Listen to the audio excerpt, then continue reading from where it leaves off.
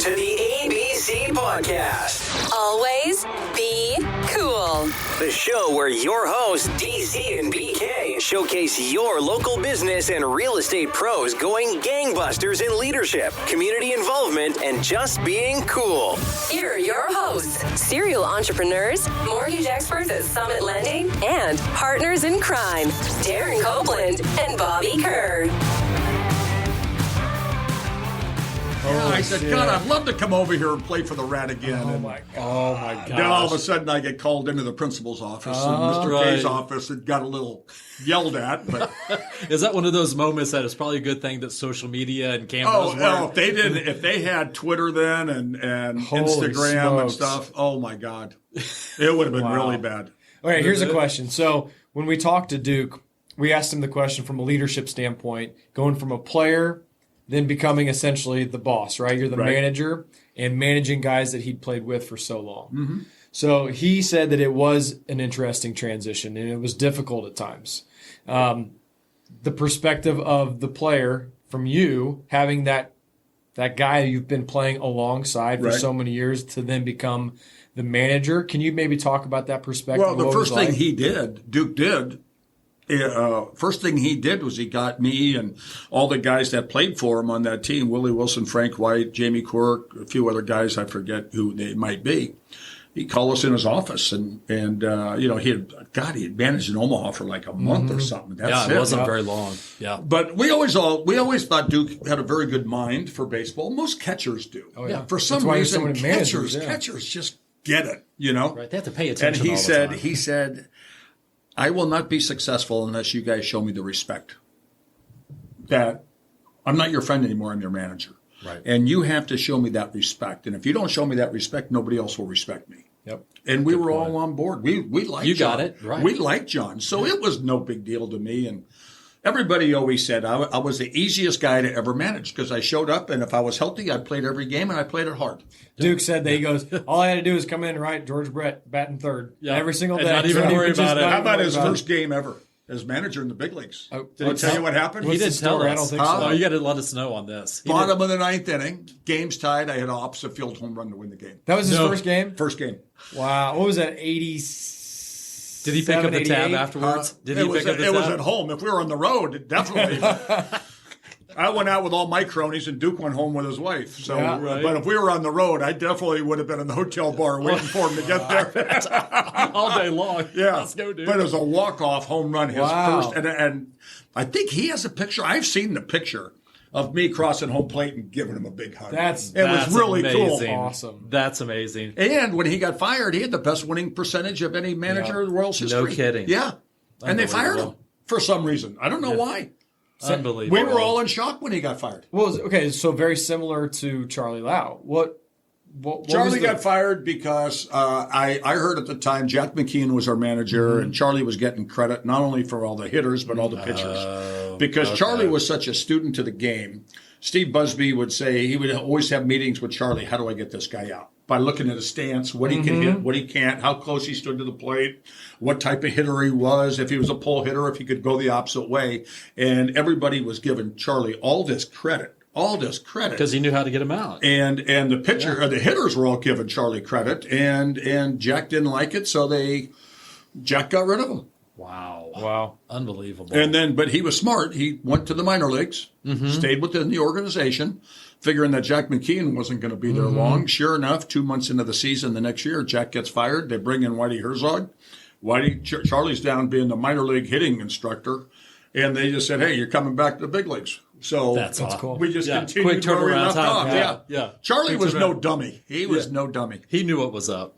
In fact, he used to call me dummy all the time. He'd call people dummy. That was his word. Call me mullet head and dummy. That's funny. So speaking of picking up bar tabs, would you guys ever play jokes on each other? So let's say you're on the road, just for fun. Would you guys ever say, oh, yeah, put it on such and such room? Look at the grin. What are you talking about? Would you guys have like games of that and pummel people? We would go out and have dinner. Me, Keith Miller was in the group, Kevin McReynolds, Wally Joyner, Jerry Don Gleaton, a few other guys. We'd have a day game, and we'd all go out and have dinner.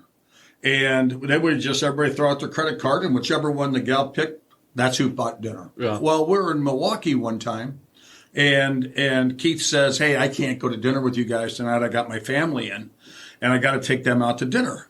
So all of a sudden, you get to the ballpark, they have a box, and you have a little slot in there. You put your wallet in there and your key to your hotel room, and then they lock it up, and then when the game's over, they unlock it. You go get your stuff, put it in your pocket, and you go. Right.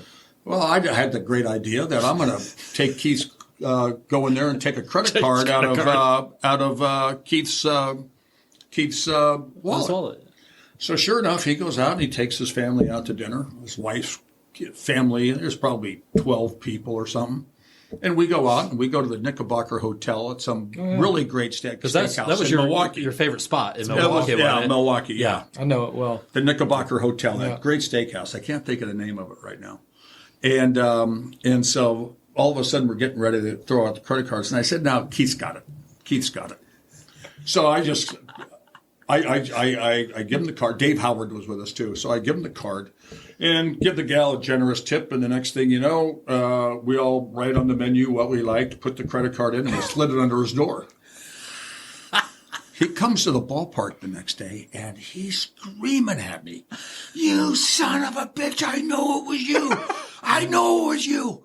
And he's just screaming at me. And he said, not only did I have to buy all you assholes dinner, I had to buy my wife's fucking family dinner too. and he said, oh, by the way, there's a pretty goddamn generous tip. And then he's calmed down. He comes over about 10 minutes later, and he says, oh, and by the way, what was that extra $80 for? The drinks afterwards. And I said, well, we saw the umpires in there, and we decided to buy them a drink. Yes. So let's fast forward. 5 years go by. Now Keith's an agent, and he's representing Mike Sweeney. Oh. He's in that group. Okay. That's the Levinson brothers. So he's still working for him. So all of a sudden, he's there, the big signing down in Baseball City. They do it after a night game. Do it at home plate. They got all the agents, and, I was in the front office then, so I'm there. And then Keith says, come on, we're all going out. We're all going out and celebrate. So we go to Celebration City, some Italian restaurant. And it's probably 10 o'clock at night. And so we go there, and we're just so happy for Mike. 5-year, $55 million contract, which was huge at that massive. time. And he deserved it. He deserved it. God, he did. He was a great player and one of my best friends today in the game. But Keith comes clean. He says, after that dinner you did in Milwaukee that night, every time I had any meal in my room, I would sign your room number to it. And every time I would go to the hotel bar, I knew what room you were staying in. I'd write George Brett in your room. And so I go, for how many years was that? No, I never checked out. They just deducted it out of my check. So you never checked it? I never knew. Oh, wow. He came out way ahead. He did that for 2 years. Oh, my gosh. Eating all his meals in the hotel and drinking all his meals, putting it on my tab. For 2 years? That's like 160 games? You asked me if 80, because we 81 games a year. Right, Yeah. But you asked me if we ever did anything like that. Yeah. I got the short end of that one. That's classic. That's good. That's amazing. So I've read some stuff that you were never really big on written goals, right?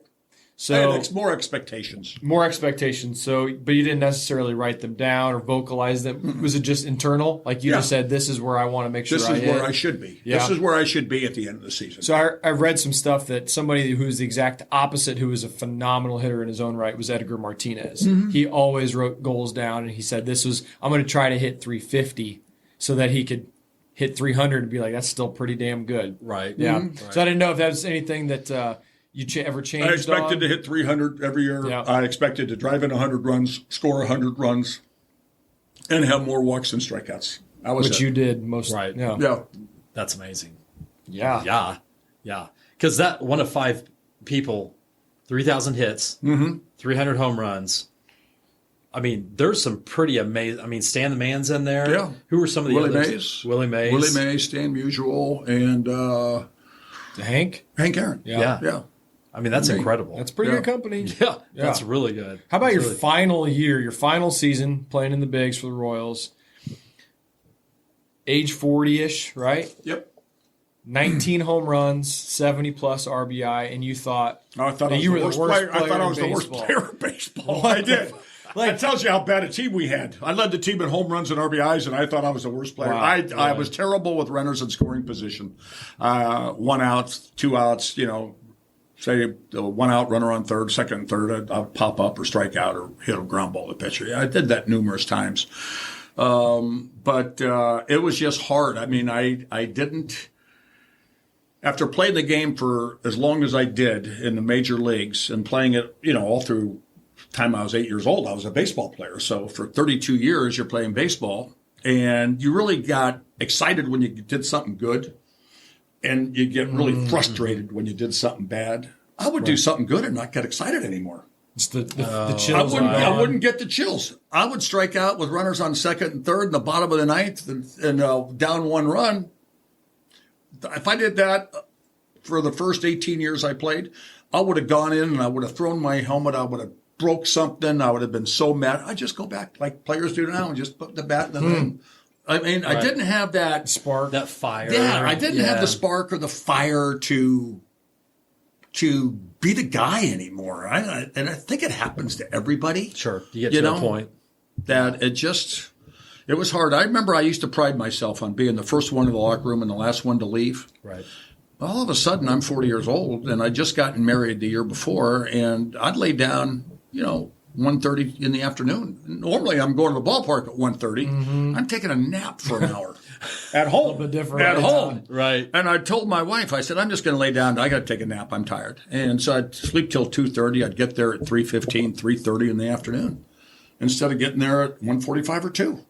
Everybody's already, Yeah, they're dressed. They're already kind of playing the card games or walking around, and I'd walk in, and it didn't help that we had a really young team, and I had nothing in common with anybody. I mean, I'd go out after games. I'd go out with Lee May, Hal McRae, Jamie Quirk was a coach for us. I'd go out with the coaching staff. Right. And everybody else would go back to their room. And nobody really liked the guys that I played with that last year. Very few of them would ever go out and have a beer. They all went back to their room, and they would play Nintendo golf. They would bring their sets and hook them up to the TV, and they would go up there and drink Diet Coke or Diet Pepsi and eat pizza and play golf all night. That ain't George's style. And that wasn't my style. You, I'm going, well, I got to celebrate something or try to drown my sorrows with a couple beers, So it was like, Hal, what are you doing tonight? I'm just going to the hotel bar. You mind if I join you? No, come on. No big deal. So that's cool. Yeah, another manager that, was playing. We had a bunch of homegrown. Oh, yeah.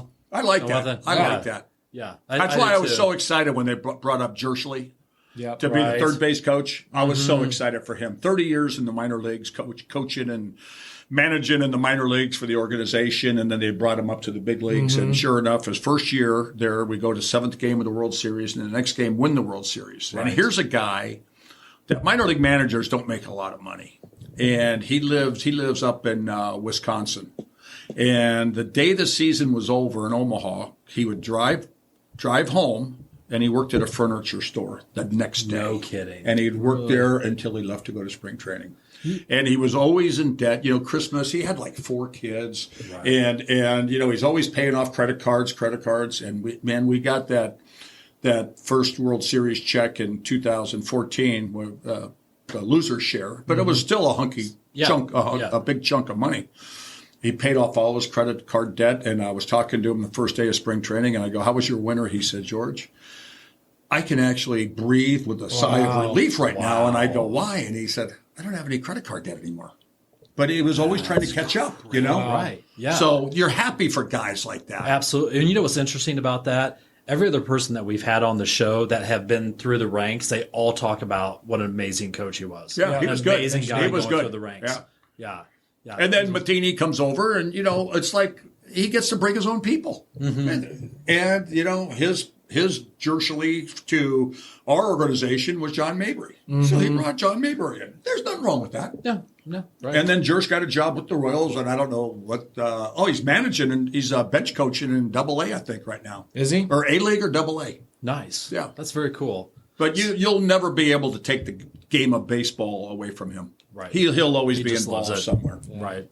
So how close were you and your brothers? What was it, 1998? How close were you guys to becoming, part owners or owners of the Royals? Was that? I don't think we got close. I mean, we thought we had a good chance. They said you had to be local. Okay. We're local. Right. Is that because that was Mr. Kaufman said, "I'm not selling to anybody from out of outside"? Town. Yeah. Right. So then, it was just, we heard all these things, and there were some other guys involved. And my partner was a guy named Ted Waite, who started Gateway Computers, and he and I became friends. And at that time, he was 39 years old. We're $7 billion. Wow. And so we did all the paperwork, sent it to Major League Baseball, and on Ted's, I'll never forget, they asked him what his net worth was, and he said, more than enough. How's that? And Ted was kind of a rebel. He had a ponytail. He's here in Lee Summit. He had that big house off of oh, did he really? Owens Chapel with the blue roof, I think. Ted Waite? No. Wasn't that? No, I thought that was wasn't Ted Waite. Oh, He was in South Dakota. He lived in Sioux City, South Dakota. Yeah. I was up there a few times with him up there. But we thought we had a good deal. And the Hunts, Lamar Hunt he had a team. And I remember having dinner with Lamar. And I think it was Clark or maybe one of his other sons. And we had dinner at Plaza 3 down in the plaza. And they said, hey, why don't you join our team? I think if you're on our team, we'll get it for sure. Okay. And then there was a guy, Kent McCarthy, who's real involved. Kent's part owner of the team now. He had a group together, and he wanted me to join their team. There was a guy out of Topeka, Wittig or something, owned an energy company. He invited me because he figured everybody thought I was the wild card, right. Yeah. I was the worst thing whoever I was with wasn't going to get, which I found out. Yeah. And Ted and I had a pretty sweetheart deal. I was going to give him $1 million, and I was going to get 45% ownership. Holy smokes! Because I was the guy that was bringing the deal together. Right. And then he was going to say, George, look, I know nothing about baseballs. I know how to make computers. So you just hire somebody to do all that stuff. I said, okay, let's do it. Right. And as the process went on, I mean, teams were dropping out. And finally he just said, I've had enough of this. I don't trust the process we're on. I said, okay. Gotcha. So you did not end up teaming up with the Hunts? No. That was not, got it. They bailed before we did. They thought the process was a little screwy, so we just bailed too. Gotcha. And that left a guy named Miles Prentice. Yep, Miles. Who was going around knocking on everybody's door, and he wasn't from here. And he owns 2 minor league baseball teams, but from what I understand, he owns 20% of each one. Okay. And he's got other investors. And to own a major league baseball team, you got to have some pockets, you know? You do. And David Glass had the pockets. Yeah. And my guy had pockets, but, would he have been approved by other major league owners being worth $7 billion at 39 years old with a ponytail? Yeah, who knows? And a drink, a beer in one hand and a vodka in the other, 18 hours a day. Right. I don't think he would have been approved, but Maybe not. It was a screwy process. But, we thought we had a chance at first because, one, I spent my whole career in the organization, and 2, I was local. Mm-hmm. Miles Prentice wasn't local. Lamar Hunt wasn't local. Yep. Kent McCarthy wasn't local, but he was going to move back. This Wittig guy from Topeka, he's Topeka, and I guess that's local. I was the only local guy. Is that all it would take is just somebody in one of those ownership teams with the proposal needed to be local? Just like you say, well, you were local, but they weren't. But if you had a team of 10, that's what we have now. I mean, John Sherman's put together a great group of investors. And what I think is really good, I mean, obviously the price went skyrocketed, $1.1 billion. Right. And I don't know how much John put in himself, but he's got so many people with Kansas City ties, people that might not have grown up here, but live here now and have really good net worth. They've all invested in it. Or you get guys like Eric Stonestreet and some of these other guys, Dan Dees, who's with Goldman Sachs, who grew up here, now live someplace else. So we all have something in common. Yeah. Once a Royal, always a Royal, and I think that's the only way that this thing's going to work. You've told that to a lot of players, haven't you, that have come onto the organization? Like once you're once a Royal, you die a Royal. I was telling somebody not too long ago, and they looked at me like, "Are you serious?" And I had to tell them I was kidding. I said, every year I get a list of all the ex-Royals that have died, and I jump on a plane and I fly around, and I go to their gravestones or their tombstones, and I have a hammer and a chisel, and I go, always a Royal. And the guy said, You really do that? For real? I'm going, are you kidding me? That's amazing.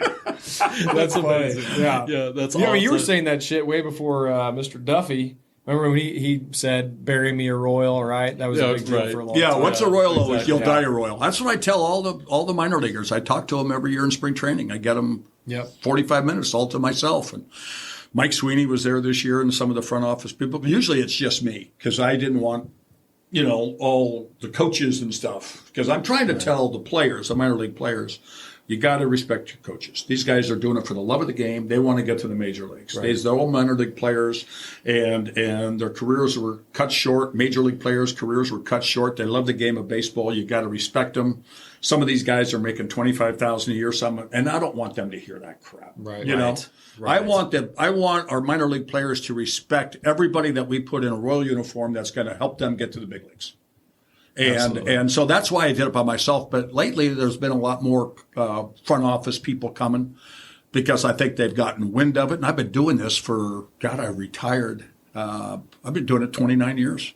That's amazing. 29 years I've been doing it because I retired at 40 and I'm 69. So every year I get them and we just go stand out in center field. They're all sitting around. I'm walking back and forth, just telling stories, how I got to the big leagues, what helped me get to the big leagues, about being a good teammate, about giving 100%. And that's all it is. Yeah. That's all it is. And I said, hey, we've had 50th round draft picks make the team, Gerard Dyson, 50th round draft pick. And then we got first round picks that don't. Everybody here has got a chance to be a Kansas City Royal. Everybody. Yeah, everyone. And once you're a Royal, you'll always be a Royal. I tell them that. That's really inspirational. You actually had mentioned something earlier. So I do it in fantasy camp. God. I know. No, I get in the box and you're on third base. Copeland, smile. Yeah. Smile. God. Relax. Exactly. God. Come on. But talk about the young guys. You were talking about Vinny, who has a great attitude, and he's coming up, looks like a really great prospect at first base. But is there one or two guys that you've had some interactions with that you're kind of like, man, watch this kid. He's got a really Bobby good Witt, chance. just watching him. I mean, right. That handwriting was on the wall. You could see that coming from probably the time he was 7 or 8 years old. Mm-hmm. Just an amazing, amazing talent. Yeah, and he's going to figure it out, and he's going to be one of the best players in the game. There's no doubt in my mind, and I still say this, and I've been saying this for years, Adalberto Mondesi could be one of the best players in baseball. Right. There's no doubt in my mind. Stay There's healthy. nothing he can't do except stay healthy. And he got off to a terrible start this year, then a freak accident where he blew out his ACL. But I think Mondesi has more talent than anybody I've ever seen, and Bobby Witt. Those are the two most I've ever seen in this organization. That says a lot of why. I think a lot of just random Joe Blow who reads the paper, watches the highlights.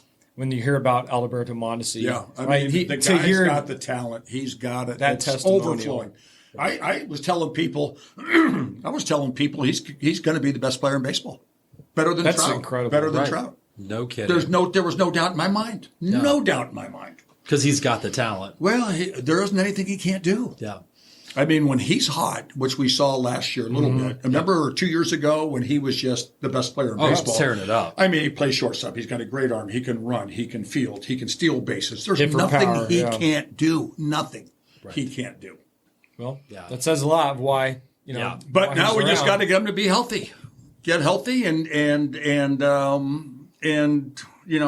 there's a lot of guys with talent, but maybe there are a lot of guys without the pride and the heart and the brains to reach their potential. I don't know what's in his heart and I don't know what's in his head, but as far as flat out ability, I'm putting him up there with Bobby Witt and I just saw Bo Jackson. Bo Jackson was just ridiculous. Right. Yeah, phenomenal. Just phenomenal. An amazing, amazing player. So for a guy that never hit extra, never did anything, just go out and play. Just unbelievable. He got better and better talent. and better every year. He got better and better and better.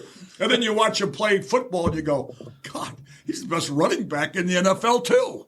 And it was crazy. Would that just blow you guys away after the season stopped? I mean, were you guys have some cocktails, watch on Monday Night You'd Football? go watch him play, wouldn't you? I'd go watch him all the time. In LA? I was living in Palm Springs in the winter. Okay. I'd drive in. The Oakland Raiders bought my old junior high school in El Segundo, and that's where when they moved down to L.A. So they bought it, and that's where they had their practice facility. Me and my brothers had a restaurant down there, and the players and the the players, the Oakland Raiders or the LA Raiders, they would hang out there all the time. Nice. And so I would come in every Friday for a Raider game. They played at the LA Coliseum. And I'd go to practice on Saturday, the little walkthrough, and then Bo and I'd go out and have lunch. And I took him to a little hamburger place called Erkley's in Manhattan Beach. And oh my God, when he walked in, everybody was kind of, I'd go in there all the time. My brothers knew all the bartenders. We grew up right there. Yeah. And, I'd walk in there, everybody say, hey, George, how you doing? Hey, good. Yeah. And I took Bo in there one time, and everybody's going, there's Bo Jackson. And going, last time I'm bringing him here. But man, did he love that burger. I was at the game when his hip came out of socket. No shit. I was at the game. It was against Cincinnati. Yep. Okay. And I'm sitting there, and he goes down on the other side of the field. And I knew the trainers pretty well. I'd stand on the sidelines every game with Super Dave Osborne. I remember Super Dave. Super Dave? Yeah. He would be on the sidelines, and every play he would look at me and go, George, this is the biggest play of the game. And that soft voice that he had. And he played well. He was on Curb Your Enthusiasm. Yeah. Okay. Marty Funkhauser. Yeah. And he did all these stunts that would always go wrong, And then James Garner, Maverick. Oh, my gosh. Rutherford. Yeah. Oh, my gosh. So those were the three of us that we got sideline passes for all the games. That's an interesting crew. Yeah. So all of a sudden, Bo, gets up and he kind of hobbling over and holding his hip. And I'm going, oh, my God.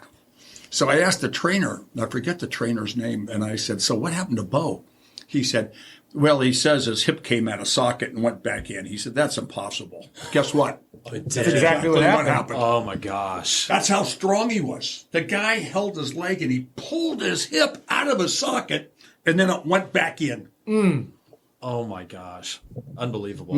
Well, Unbelievable. being around him at fantasy camp last year, and when he teamed up with you and Jamie and Duke for a couple days. Yeah.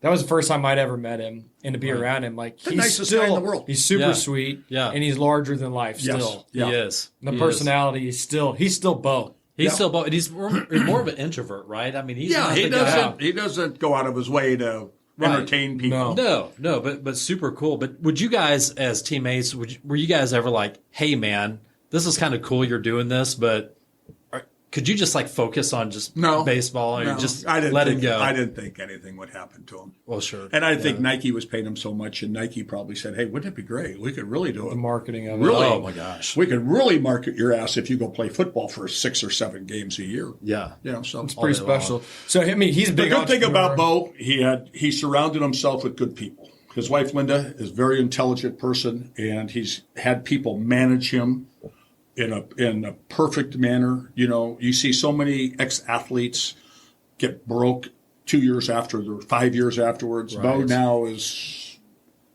doing very, very, very well. And I'm so proud of people that do that. That's awesome. Yeah. That play any sport and are able to take the resources that they've made and make that grow over time, rather than go out and buy unnecessary stuff. Sure. Right. It's like Bo, one day he comes over and he says, hey, I'll pick you up tomorrow. Let's ride to the stadium together. And I said, well, what if I don't come home after the game? He said, well, I'll take you wherever you want to go.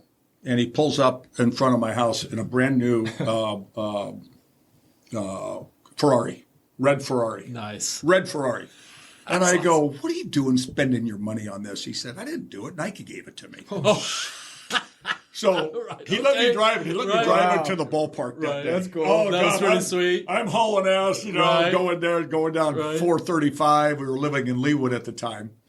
And, God, it was so much fun. But I'm not the type of guy that go out and spend $220,000 on a freaking car. Smart on him, though. But, he wouldn't have done it either. No. Well, we had a guy that played with us on that team. Danny Tartable was on the team that year. Yeah. A week later, Danny went out and bought one for $220,000. Right. See, to keep up with Bo.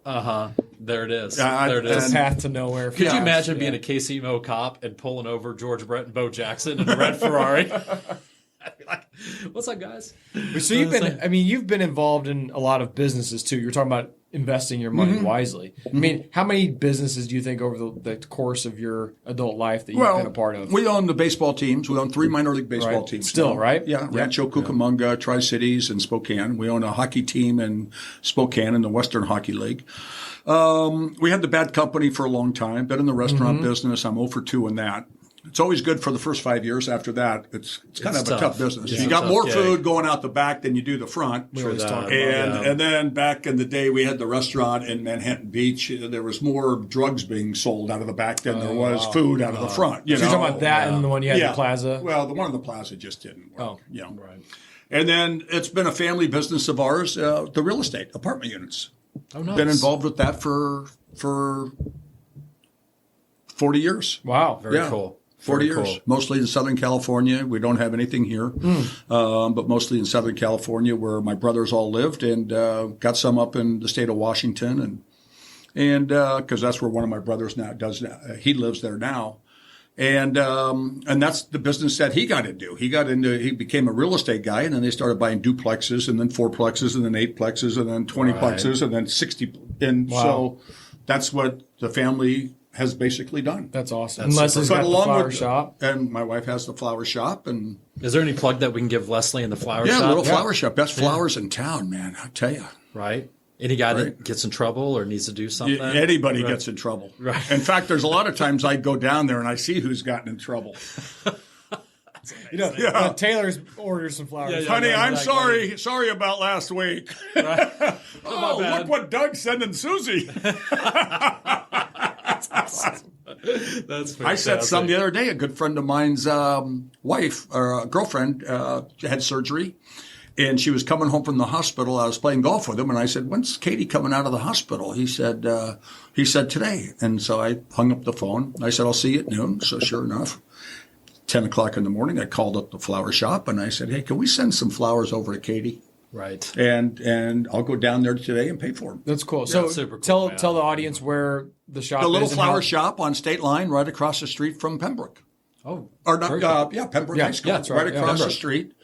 Right next to T's Coffee House. And then there's a chocolate shop on the corner that sells great gelato. Great gelato. And then there's a home furnishing office right there. Yeah, it's a great little spot. It's a neat little store, block, beautiful area. And, it's been great. My wife really enjoys it. And she did that because my son graduated high school, and my youngest son, and she was always involved somehow, volunteering her time or doing stuff for Shawnee Mission East, always involved at Westwood View when my 3 kids were there at Indian Hills Middle School. And all of a sudden she's going, okay, now what am I going to do? Yeah. She doesn't play golf. She doesn't play tennis. And a good friend of hers, Chuck Matney, who had his flower shop for a long time, he went through some issues, got all his issues cleared up, and now he's ready to get back in business. And they came to me one day and said, we want to open a flower shop. I said, go for it. Perfect. So that's awesome. Yeah. Obviously, we're always big on people starting their own businesses and talking about, because obviously we're very, very passionate about entrepreneurism. Sure. Spreading that for sure. And there's probably a pretty good chance we'll need flowers in the near future. The little flower shop. I wish I knew the phone number. If I want to call there, I just go call the flower shop. We'll plug it in later. Yeah. For sure. You got anything else that you want to plug?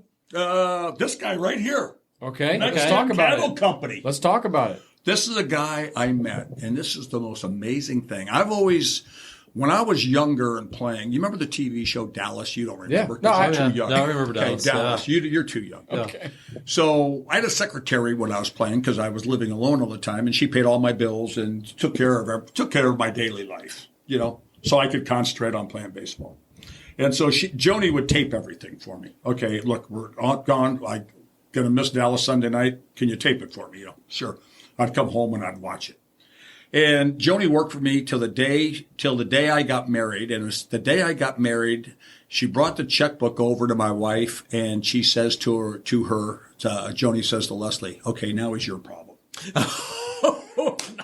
Swear to God, I believe it. True story. So, I remember we had a day off in Dallas one time, and the bus driver that took us from the hotel to the ballpark, and he would do tours to South Fork all the time, And I was talking to him, and the guy was really a nice guy. And I said, hey, God, I want to go out there. He says, well, I'm not working tomorrow. I'll come pick you up. We'll go out there and we'll. No way. So we went to South Fork, took the tour and stuff. It was great. We went out and had lunch.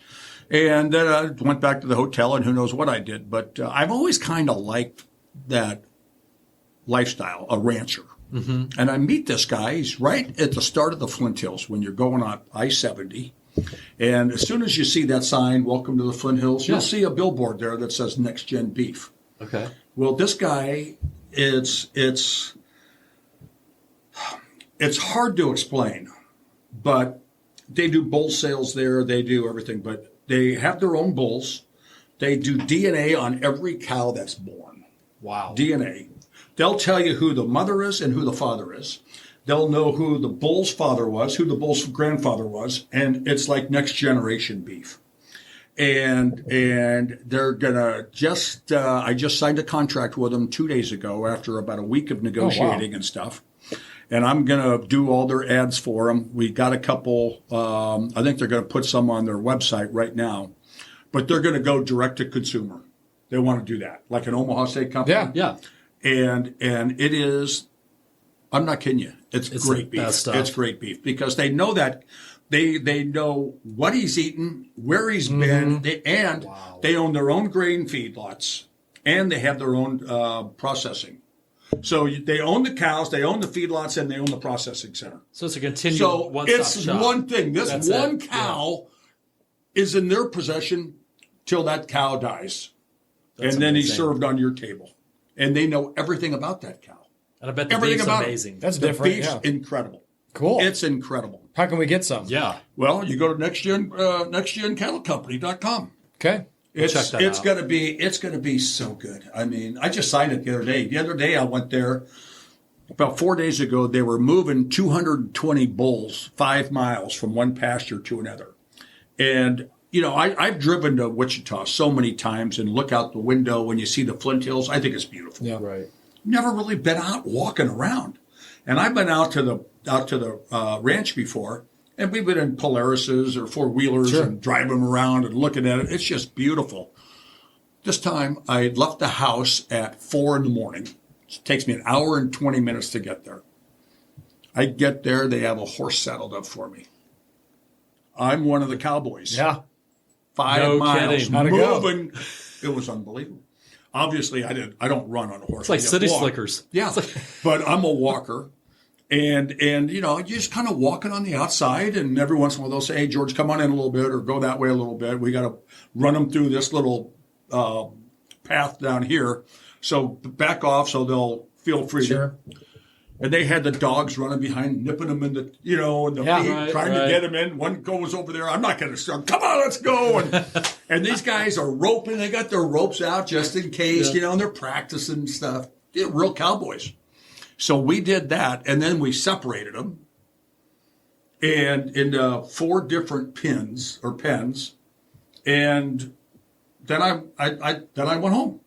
But I bet once every 2 weeks I'll be out there riding and doing stuff. Wow. I'm watching them brand new babies and stuff. Just something I completely. really want to, and this guy's brilliant. He knows, he got in the business. He had a very successful business. I think he sold it, and then he got in the cattle business years ago with his brother and his cousin, and just because he wanted to spend more time with his kids. And before he was traveling a lot, and he does not miss a kid's game. He's real involved with them, and he's just the nicest guy in the world. Next Gen Beef, or Next Gen Cattle Company. Right. I'm glad We're checking it out. Yeah. Pimp that for you a little bit. That's awesome. Very cool. Maybe you and I can go out there roping sometime. Yeah, that would be city slickers. That would be funny. Boy, we were Kerr. just standing there one time in this field, and all of a sudden, this swarm of bugs were just all around you. You couldn't escape them. And man, I got home, and I'm kind of going like this. And the next day I woke up, I had welts on my neck, on my chest, where they got in, you know. Yeah. So next time I do that, I'm going to wear one of those scarves around my neck. Right. And I got there. I was wearing a Next Gen baseball cap that he gave me, and he also brought. I wore that driving out there in the morning, thinking that's what I was going to wear, and Next thing you know, he brought me a cowboy hat. He says, "No, you got to wear a cowboy hat when you're rounding up cattle." Right. For sure. Yeah. That's awesome. That's awesome. Great thing is this hat was too small for him, so it fits me perfect. So I got a new hat out of the deal too. Nice. No, we'll definitely check that out. Yeah. Absolutely. Exactly. Well, before we wrap up, any other story that we've talked a lot about stuff that you have told probably 1,000 times. Any story that you like to tell that you don't get asked about a lot? Maybe cut something under the radar. That's still that you can share, that you're able to share. Right. You know, people always ask, "Why don't you write a book?" I say, because if you write a book, you're going to piss somebody off, and I work too hard at friendships to piss anybody off. And if you write a book, you got to be honest. You know, you got to be honest. One thing that I did recently, which I think is really a neat story, and an ex-teammate of mine, Willie Mays Aikens. Yeah. There's a movie about his life. Yeah. He wrote a book. There's a movie about his life, and they did a premiere of the movie in Washington, D.C., and then the next day they went to Cooperstown. And I was in Arizona at the time, and so I said, Willie wanted me to go with him because I'm not a big part of the movie, but there's a guy playing me. Sure.